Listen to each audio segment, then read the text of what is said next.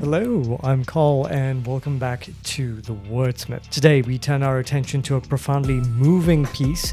It's Vincent's Tale, The Bedroom, and we're going to be continuing this time with Richard's Tale by Wren. Before we begin, may I ask a small kindness of you please, ladies and gentlemen? If you enjoy thoughtful analyses and poetic storytelling, please do like, comment, share, and subscribe. Each simple gesture helps this channel flourish and allows these stories to reach further hearts. And should you wish to support Carl the Wordsmith in a more tangible and direct way, you can join my Patreon for as little as $2 a month, or you can contribute via PayPal, Super Thanks, or by becoming a YouTube channel member.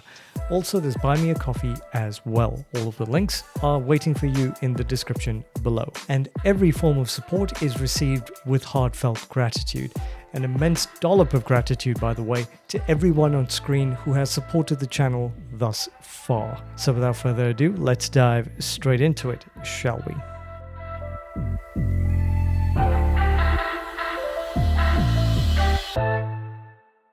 Okay, so continuing from where we left off, really looking forward to this. Let's keep it going. Vincent's Tale, The Bedroom. Apparently this is the beginning of Richard's Tale. Yes, it is. Okay, this is definitely more street hip-hop type of vibe. Siren starts singing as the screws murder silence. Stand on my Miranda, Miranda rights, clever.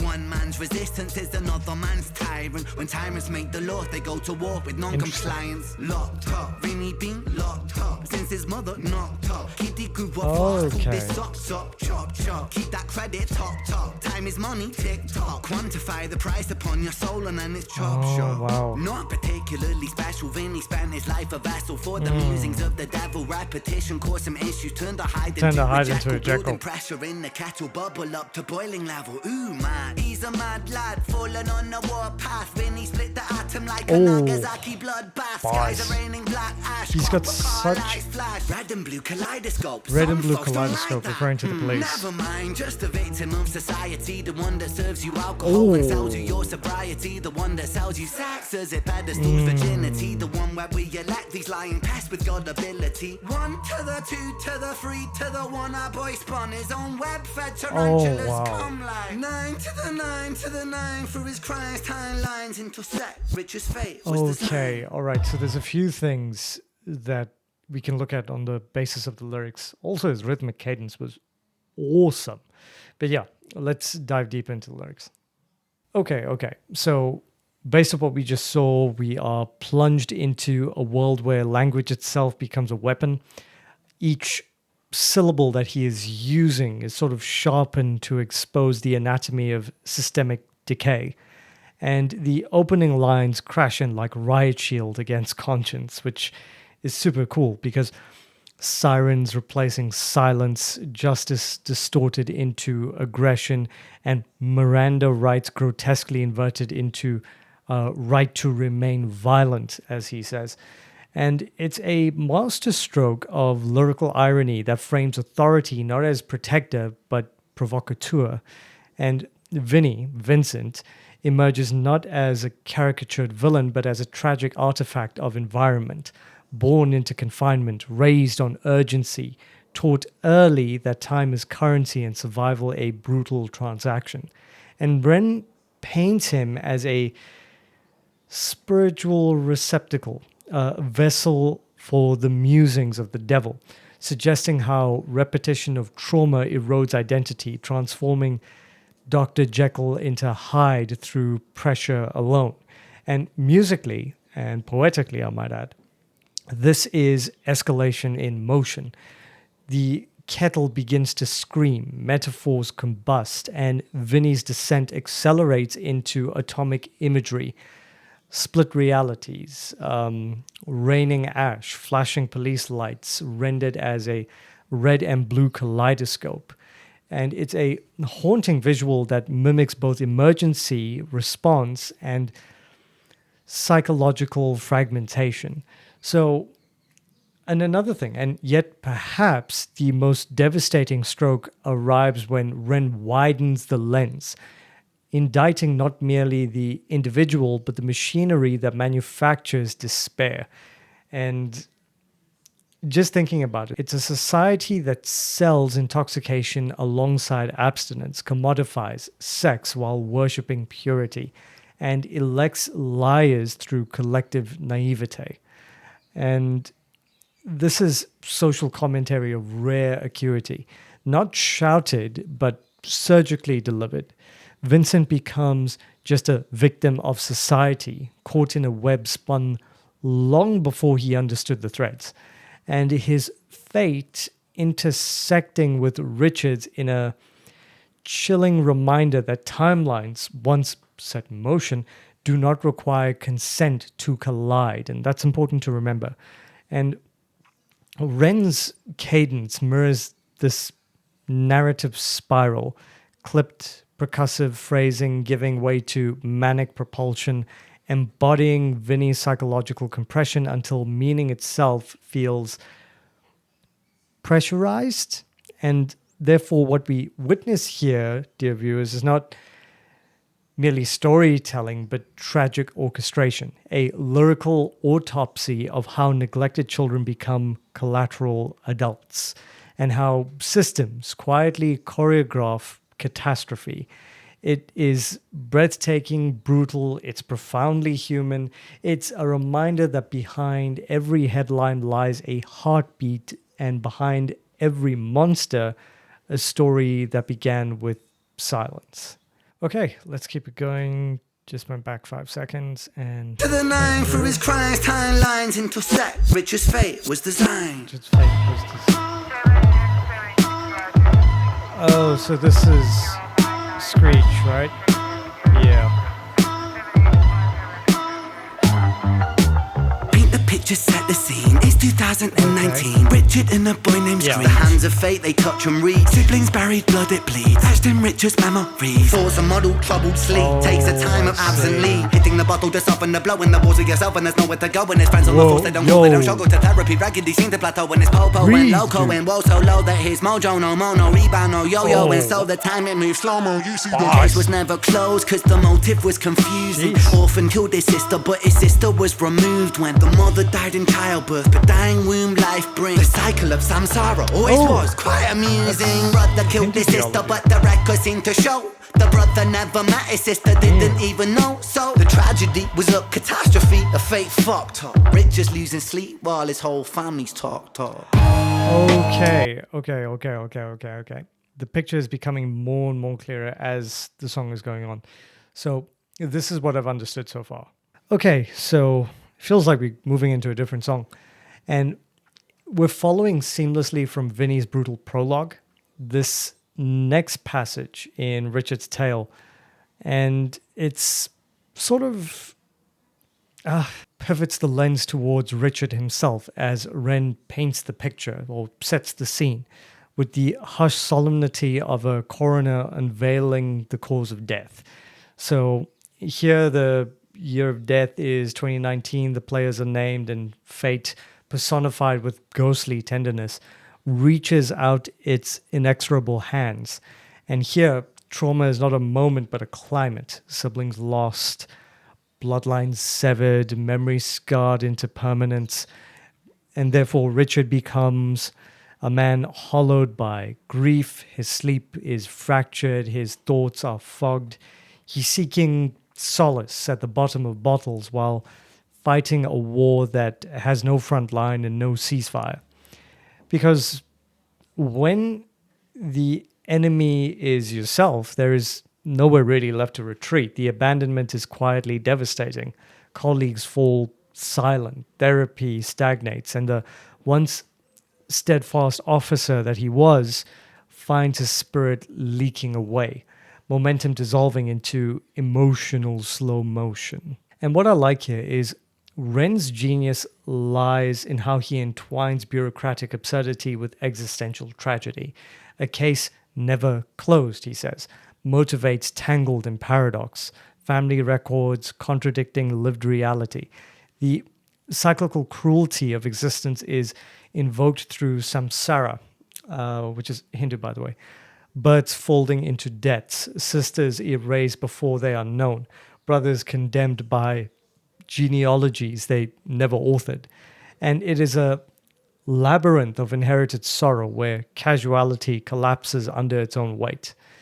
And vocally, it's very much the same. Ren mirrors this disorientation through his phrasing, which loosens, time stretches, syllables drag like tired feet through molasses, sort of embodying Richard's psychological fatigue with aching authenticity. And perhaps most piercing of all is the closing image. And it boils down to this. Richard alone with his insomnia while the rest of the world sleeps peacefully unaware. It is here that I believe that we truly feel the architecture of Ren's storytelling, not merely recounting the tragedy, but anatomizing it, revealing how unseen grief accumulates, how unresolved histories metastasize, and how destinies are quietly forged in the spaces where support should have lived. And this is not just narrative, it is emotional cartography, mapping the slow, silent erosion of a man standing at the edge of his own unraveling. By the way, a massive thank you to one of my patrons who gave me the sort of pre-breakdown that Richard's Tale is essentially 4 songs in one after Vincent's Tale, which occupies the first half of the actual Vincent's Tale, the bedroom. So, yeah, thank you for that. I wanted to make sure I treated this with respect, but underestimated how much time I had last time when I did Vincent's Tale, the bedroom. But anyway, let's keep it going. Fucked up. Richard's losing sleep while his whole family's talked up. Okay. The key has changed again, minorly though. So there's Richard. The 5 stages of grief is a common psychological model, often used to provide reassurance to all those stricken by loss.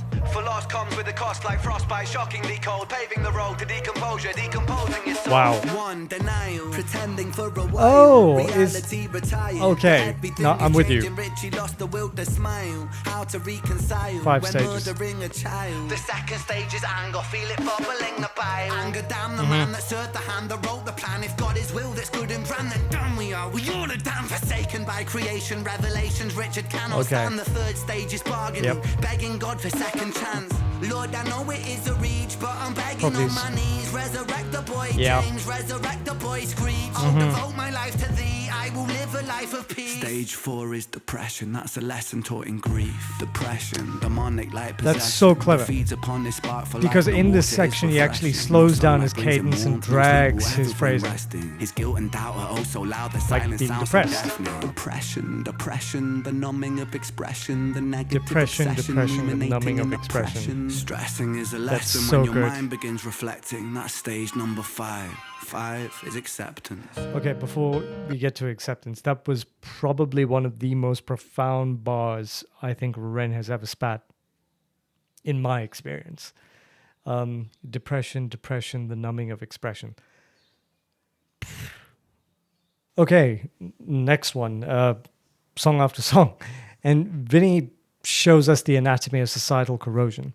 Richard revealed the quiet implosion of personal grief, and now Ren invites us into the inner cathedral of mourning itself, framing Richard's psychological collapse through the famous 5 stages of grief, with the solemnity of a requiem.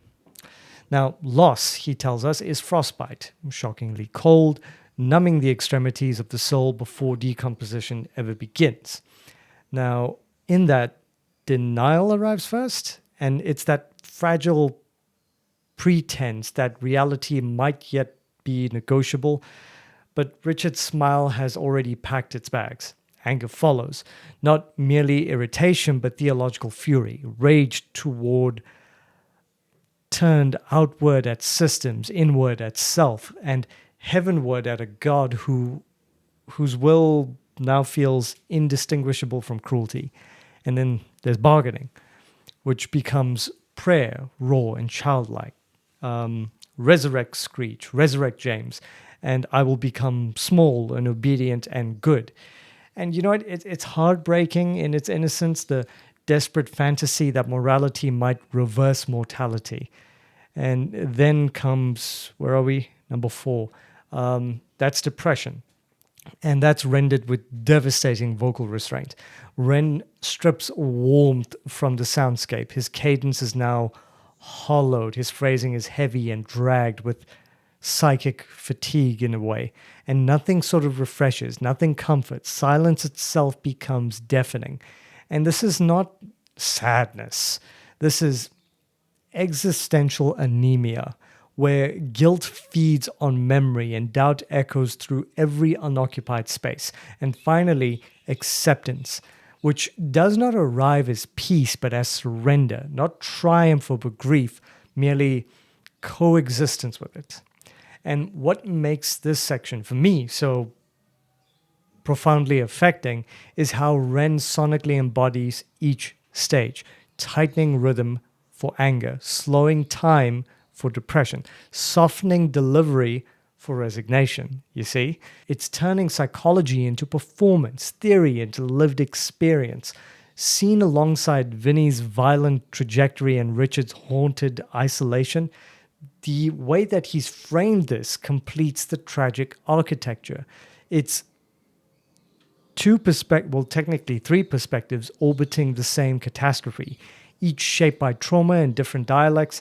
It is just storytelling of rare emotional intelligence. It's a lyrical autopsy of how loss, again, metastasizes across individuals and generations. And we as listeners, we are not merely witnessing a narrative unfold, we are being guided through the interior weather of grief itself. It's the place where storms leave scars long after the thunder has passed. Okay, so let's keep this going. Time begins reflecting. That's stage number 5. 5 is acceptance.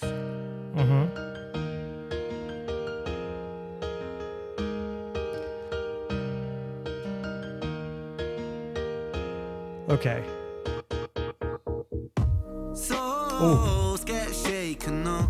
The Oh, now he's singing. Yay. road's never quite ideal. But slow rise, dust it off. And let This me sounds tell you more something, hopeful. Richie, man, I'm proud. Cause you pulled a Richie. stitch from the scene. The wound was open weeping. Felt like a regression, but that flash was sat for healing. You wrestled imperfections, misdirections, what with demons. Most demons are a fallen angel. Truth has double meanings. Perspective disconnects the trauma. Trauma turns to lessons. The biggest curse you'll ever face could be your greatest blessing. Remember, in the darkest times, no need for second guessing. No path like is ever this. linear. A stumble leads to stepping. You're a soldier, a scholar of life's Nice. sorrow. And day follows day. There will always be tomorrow when it gets colder. Whatever, it's only weather. Rain feeds the crops, let them grow. Think clever. I'm so fucking proud of you, Richie, my boy. I know you're itchy, my boy, to get to work and deploy. He's Serve and sounding protect my parental. gun. In for the right reason. I know you think you've done wrong, but look at who you become.